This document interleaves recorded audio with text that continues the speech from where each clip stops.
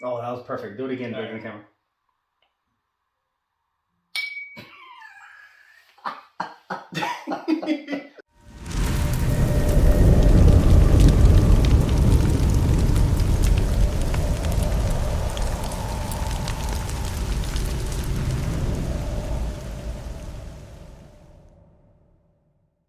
What is up, guys? Welcome back to Bottled in Bond. I'm Ozzy. And I'm Dave.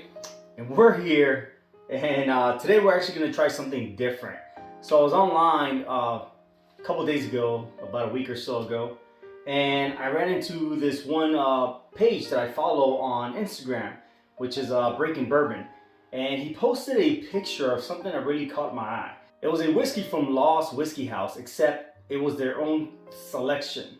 So the Prime Barrel and Breaking Bourbon teamed up and they hand selected this specific rye, 100% rye whiskey from the Lost Whiskey House, and they also put their own label from them in a different label that was titled Breaking the Law, and kind of seemed like a Grand Theft Auto theme.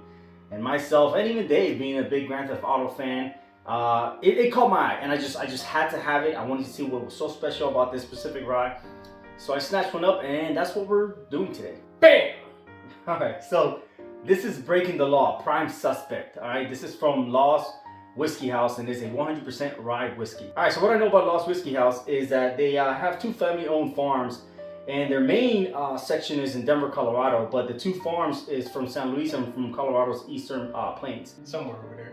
It's in Colorado. So this is a sour mash. So this specific bottle, they put all their information right here. It is an experimental barrel. First it is aged and then it is finished and was called, it reads Saturnus, but from my knowledge, from what I know, it's Sauternes, either Sauternes or Sauternes cask, wine cask. This is a 61.6% alcohol by volume. It was harvested on April 6, 2021. To my knowledge, they're pretty much trying to say that it was bottled. It was distilled in January 22, 2016. So you're looking at roughly about 5 years or so. As stated, sour mash, triple distilled, and it is non-chill filtered. Okay, so this is 100% San Luis Valley rye, 50% raw and 50% malted. Like I told you, they put this unique little label here, Breaking the Law, Prime Suspect, from Prime Barrel and from Breaking Bourbon.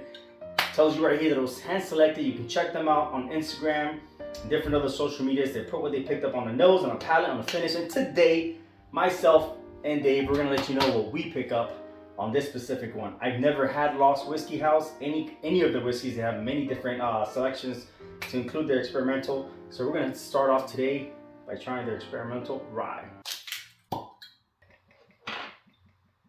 Hello, my name is Bougie Dave. If you don't hold your glass like this, you're not shit. Swirl, swirl. Sniff, sniff. Alright, one thing I will say, it doesn't come off as strong as a lot of other drinks I've had, and it actually makes me want to drink it and try it out.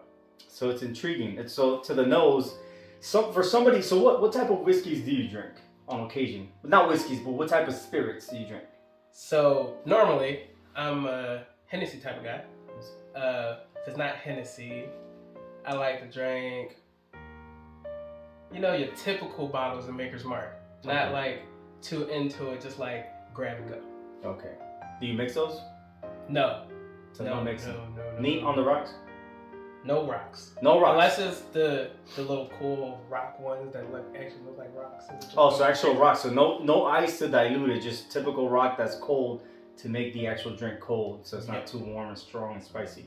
So that's pretty cool. So you're drinking Hennessy, you're drinking neat, and every now and then you'll pick up a whiskey, classic, Maker's Mark, something similar, and just drinking neat. So that's a little bit more experience, all right, than Karina, I'll say that. So maybe he'll pick up a little better notes when it comes to the Lost Whiskey, the rye. Is there anything you're picking up when you actually sniff it first time? I get a little sweet, like a hint of sweet.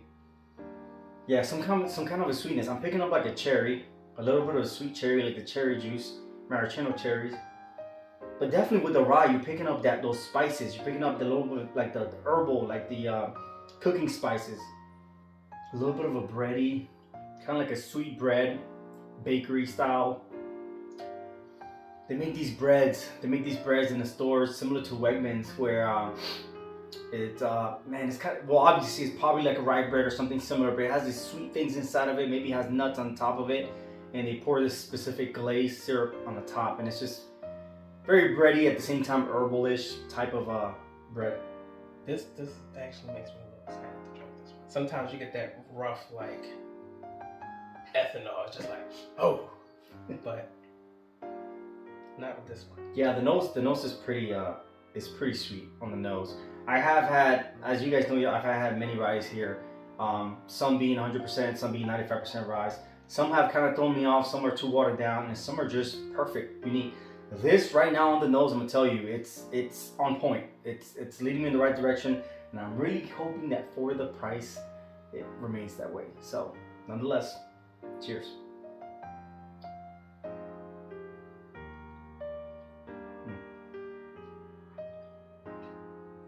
Ooh, well, that's different. So here, ooh, oh man. So real quick, man, the Sauternes cask, the wine cask, mid palate towards the finish, and it lingers. Definitely lingers.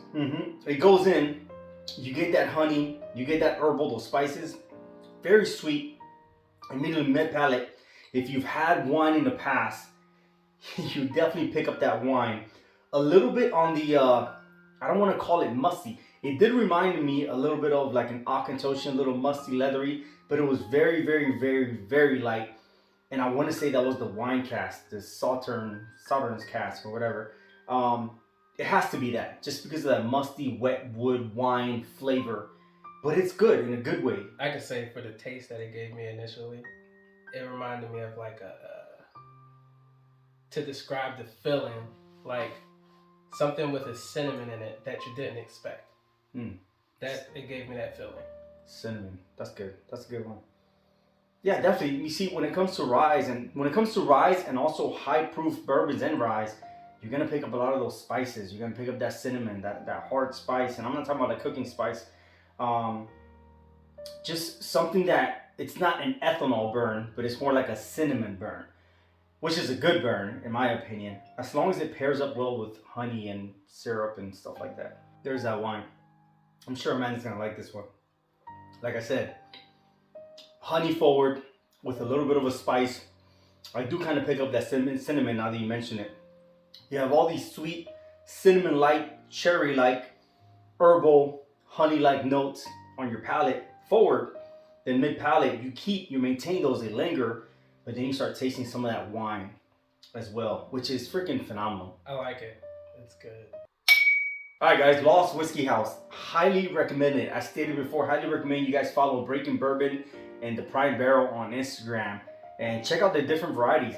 If you guys are not part of their Patreon, join their Patreon. You guys are going to get limited releases or access to the limited releases, their hand select. Pretty unique stuff they got brewing up over there. But definitely check out Lost Whiskey House and their 100% experimental rye if you can find it in the stores. Definitely check them out. It's delicious. I'm Ozzy. I'm Dave. And this is the Lost Whiskey House Experimental Barrel Rye Whiskey finished in Sauternes cask, wine cask. And this is bottled in bond. Cheers. We're going to do it. We're going to the rye. Take your pants off.